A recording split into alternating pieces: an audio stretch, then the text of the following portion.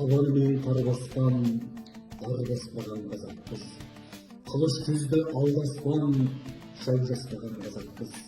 Мың өлгенге тірілген, ерлік жасап мән берген, ақылы сөзге жүгінген, отан үшін жан берген.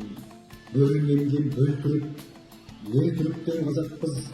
Естен итті жең түрік, ер түріктен қазақпыз.